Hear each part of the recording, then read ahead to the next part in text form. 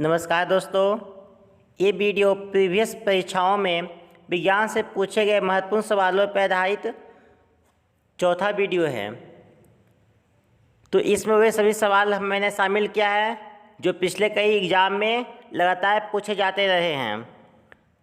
तो ये वीडियो काफ़ी इम्पोर्टेंट है आपके लिए, उन सभी एग्ज़ामों के लिए जिसमें विज्ञान पोर्शन से क्वेश्चन आते हैं। तो आप इस वीडियो को देखें और परीक्षा में सफल हों। तो चलिए हम शुरू करते हैं। हाइड्रोमीटर यंत्र से क्या नापा जाता है? आपेक्षिक घनत्व। ऊंचे स्थानों पर पानी 100 डिग्री सेल्सियस से कम तापमान पर क्यों उबलता है? क्योंकि वहाँ पर वायुमंडलीय दाब कम होता है। पीतल मिश्र धातु है, जस्ता और तांबा का। मिश्र धातु से क्वेश्चन बहुत इंपॉर्टेंट है। तो मिश्र धातु से जितने भी धातु है, मिश्र धातु जैसे पीतल है, जर्मन सिल्वर है, फिर सोल्डिंग करने वाला तार है, तो इस तरह के बहुत से कोई मिश्र धातु है जिससे क्वेश्चन हमेशा आता है। तो इसे आप याद रख लें। गैसों के दाब को ज्ञात करने वाला यंत्र क्या कहलाता है? मैनोमीटर। मैनोमीटर से हम लोग गैसों के दाब को नापते हैं। Bhabha atomic research centre Trombay में स्थित 5वें न्यूक्लियर रिएक्टर का क्या नाम है? तो इसका नाम है ध्रुव।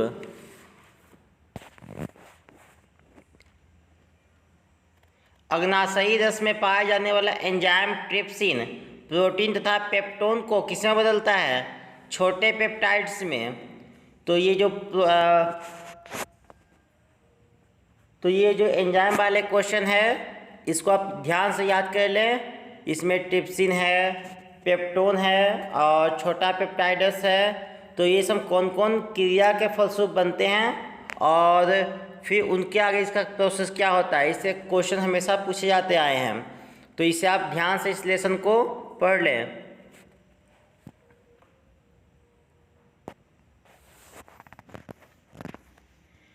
मनुष्य में दाद रोग के रोग कारक कवक का क्या नाम है? माइक्रोस्पोरम। स्कैबी नामक रोग किस विटामिन की कमी से होता है? तो विटामिन सी की कमी से। सबसे भारी धातु कौन सा है? ओस्मियम। विद्युत का सबसे अच्छा चालक कौन है? चांदी। पोटेशियम का अयस्क कार्नेलाइट का सूत्र क्या है? तो इसका सूत्र है KCl MgCl2 into 6H2O। Uranium के नाभिक विखंडन में अंततः क्या प्राप्त होता है? तो देखिए जितने भी रेडियो सक्रिय तत्व हैं उनके जो अंतः विखंडन होता है उसके बाद वो शीशा बन जाता है। ध्वनि को मापने की इकाई क्या है? डेसिबल। स्टेनलेस स्टील किस धातु को मिश्रित करके बनाया जाता है? क्रोमियम, लोहा, निकेल और इसमें कुछ मात्रा में कार्बन भी होता है। तो जो मिश्र धातु का लेसन है इससे हमेशा प्रश्न पूछे जाते हैं, तो इसे आप ध्यान से कंप्लीट कर लें। इसका एक वीडियो मैं बहुत जल्द लाने वाला हूँ अपने चैनल पे, तो आप उसे ध्यान से देख लीजिएगा। दूध से दही बनाने वाले जीवाणु का नाम है? बैक्टीरियम लैक्टिसी एसिडाई।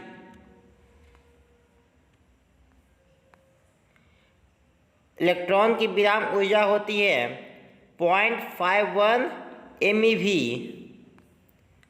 प्रतिनिधित्व घनत्व का मात्रक क्या है? लक्स। बादल का हवा में तैरने का क्या कारण है? तो वायु की श्यानता एवं अपने कम घनत्व के कारण। जीवन के उद्भव का प्रथम वैज्ञानिक विवरण किस वैज्ञानिक ने प्रस्तुत किया था? तो ये किए थे AI ओपेरिन ने।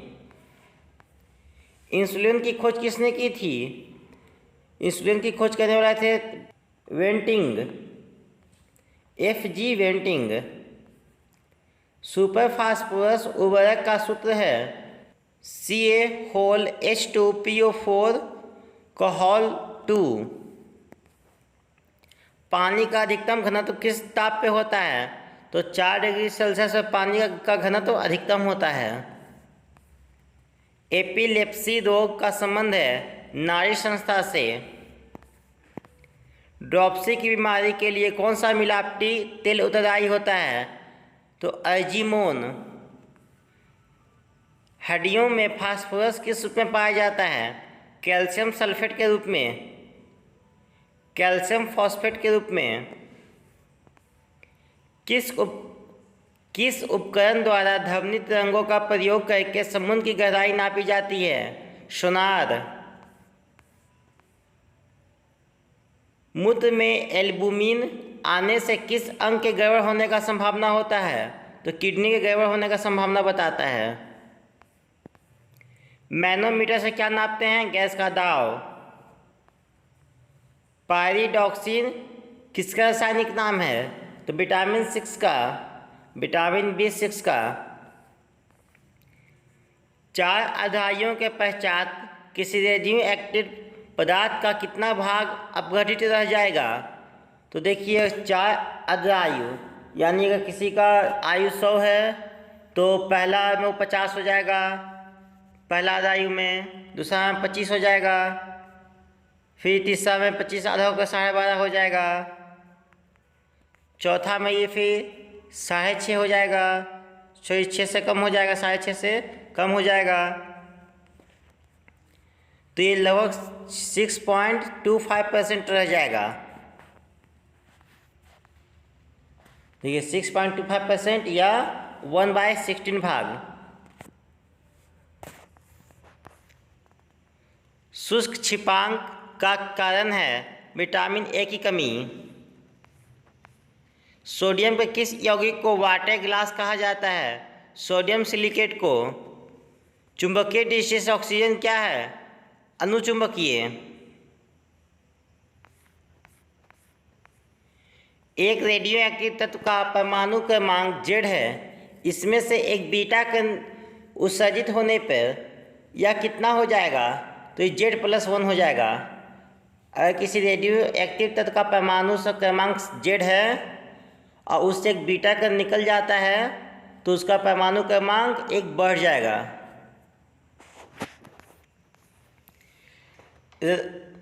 रदरफोर्ड ने भौतिक के किस मूल कण की खोज की थी? तो ये खोज किए थे प्रोटॉन की। एक्चुअल में प्रोटॉन की खोज नहीं किए थे, ये नाभिक में बताए थे। नाभिक में कोई कण होता है जिसमें धनात्मक आवेश होता है। एक्चुअल में प्रोटॉन की खोज करने वाले थे गोल्डस्टीन। पीलिया से प्रभावित अंग है यकृत।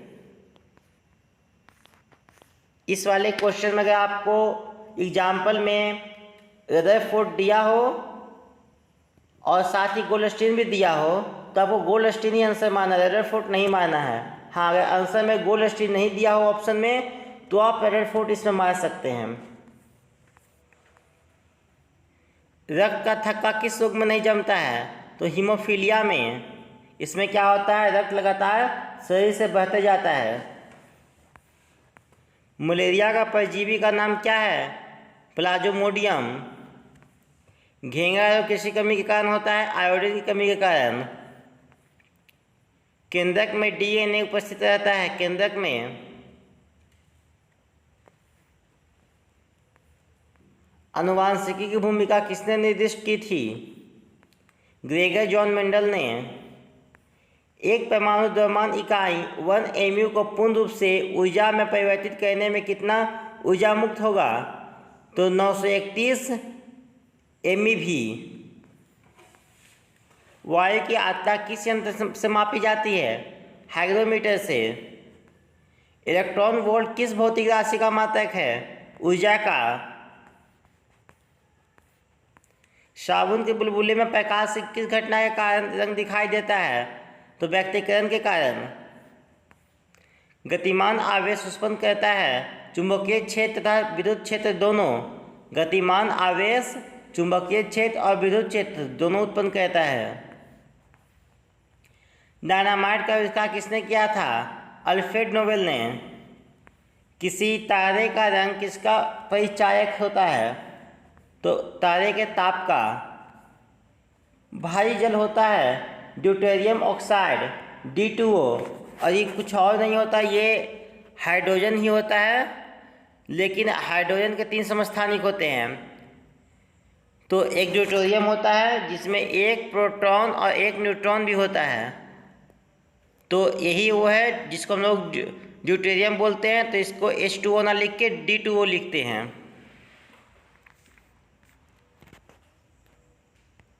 अर्जेंटाइन किस धातु का अयस्क होता है? चांदी का। दूध का pH मान होता है 6.6।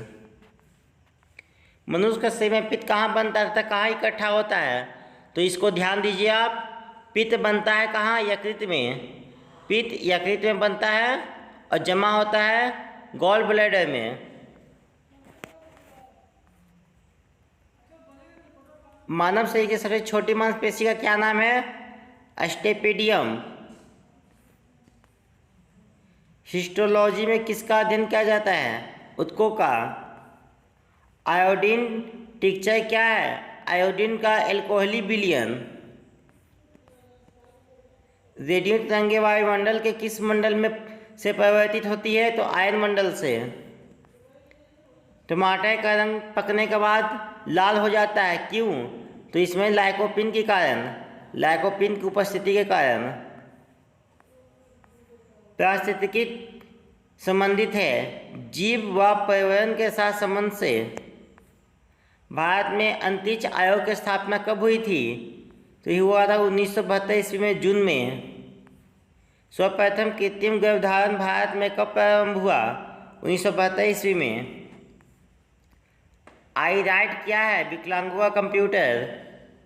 पृथ्वी से पलायन वेग का मान कितना होता है? 11.2 किलोमीटर पर सेकेंड। और पलायन वेग क्या होता है? तो वह वेग जिस स्पीड से अगर हम लोग किसी वस्तु को पृथ्वी से बाहर फेंकें तो फिर वो पृथ्वी गुरुत्वाकर्षण से बाहर चला जाए और वो पृथ्वी पर लौट के कहीं वापस ना आए, तो उस स्पीड को हम लोग बोलते हैं पलायन वेग। इंद्रधनुष किसका उदाहरण है? तो इंद्रधनुष जो है प्रकाश के 3 महत्वपूर्ण घटनाओं के बाद बनता है: अपवर्तन, विक्षेपण और पूर्ण आंतरिक परिवर्तन। ये तीनों जब होता है एक साथ तो फिर जाके इंद्रधनुष का निर्माण होता है। तो इस वीडियो में यहीं तक। अगर आपको वीडियो पसंद आया तो वीडियो को लाइक करें और मेरे चैनल को सब्सक्राइब करें। ये आगामी एग्ज़ाम के लिए वीडियो काफ़ी इम्पोर्टेंट है। और इस वीडियो को पहले इस सीरीज़ के 3 वीडियो मैंने अपलोड कर दिया है, तो उसके लिंक भी डिस्क्रिप्शन में डाला हुआ है और साथ ही वो आपको आई बटन पर मिल जाएगा, तो आप जाकर उन्हें भी चेक कर लें। तब तक के लिए आपका धन्यवाद।